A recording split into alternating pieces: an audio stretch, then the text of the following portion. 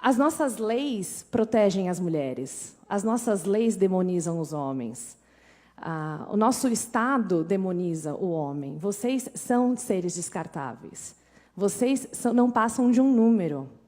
Vocês são nada. As mulheres são tudo. A prova disso, eu vou ter que ler um pouquinho porque é dado, tá? Eu gostaria de falar, por exemplo, da lei feminicídio. Alguém aqui já ouviu falar da feminicídio? Eu vou falar, então. Tudo bem? O feminicídio nada mais é do que uma lei que coloca um agravante ao crime cometido contra uma mulher. Porque, aparentemente, a mulher não é ser humano. Ela precisa de um tratamento especial, além do que já está na nossa lei, que, na verdade, a nossa Constituição diz que somos todos iguais perante a lei.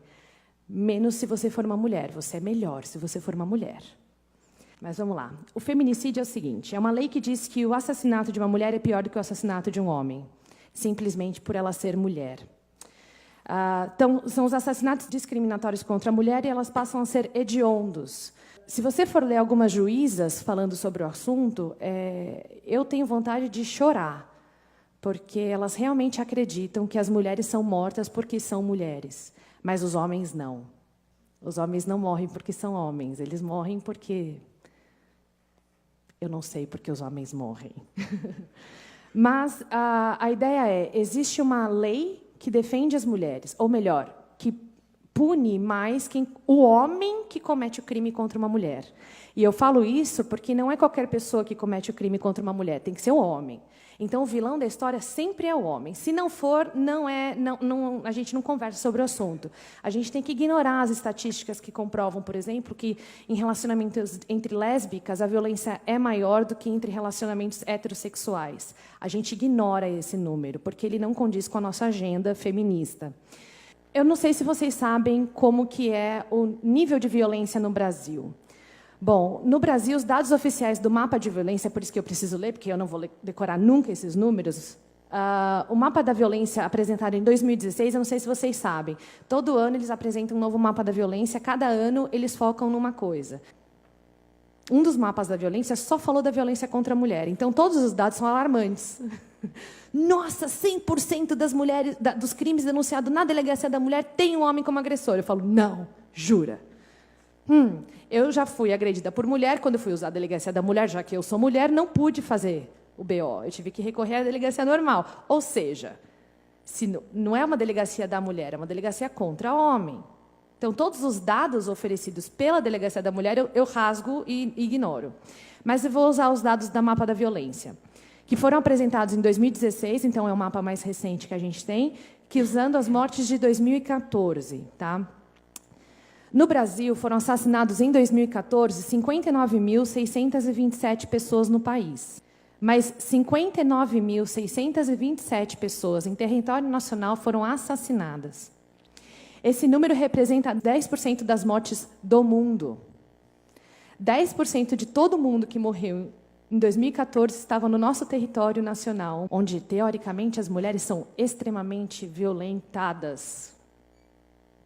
Esse número representou 10%, e somos um país que mata mais gente do que países em guerra. Morreu mais gente no Brasil do que morreu na Síria. Desse montante assustador, 59.627 pessoas, 4.757 são mulheres. Estamos falando de menos de 8% do total de mortes do país. Mas afirmar que temos um problema com a violência contra a mulher é ignorar um fato óbvio.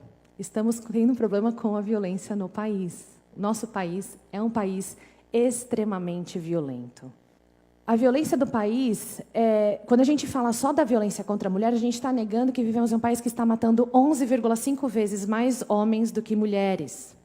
Usando as mesmas pesquisas, temos 92% dos homicídios cometidos contra homens e 8% contra mulheres. As pesquisas afirmam que 40% dos homicídios contra as mulheres foram causadas por seus parceiros homens. 40% é um número grande, né? Mas é 40% de 4.757. E também, dentro dessa pesquisa, mostra que 6% das mortes cometidas contra homens, os crimes cometidos contra homens, 6% eram por parceiras desses homens. Mas, aí você fala, nossa, então morre muito mais mulher na mão de homem do que homem na mão de mulher. Não. Vamos olhar atentamente os dados oficiais. 40% de 4.757, dá um total de 1.902 mulheres.